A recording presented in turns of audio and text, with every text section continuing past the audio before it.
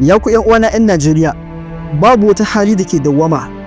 Ƙalubalen da muke fuskanta a yau wata hanya ce ta horar da kai domin kaiwa ga nasara a nan gaba. A lokacin da duhu ya mamaye ko'ina, duk da halin da muke ciki na kunci da fatara, tauraruwan ɗan Najeriya tana haskawa saboda kirkira, juriya da kuma jajircewa. Asalinka na iya bayyana inda ka fito, amma ba zai iya ƙayyade inda zaka je da matakin da zaka taka a rayuwa ba.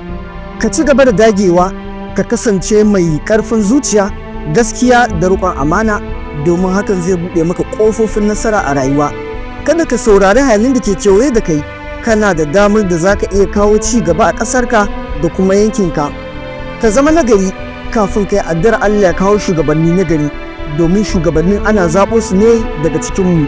Masu iya magana sun ce gyara kayanka bai taɓa zama sauke mu raba ba. Ku ci gaba da bibiyan mu a wannan shafin na Hausa Content Creator a YouTube, Facebook, TikTok da kuma Instagram domin samun bayananmu masu ilmantarwa, faɗakarwa kai har ma da nishaɗantarwa.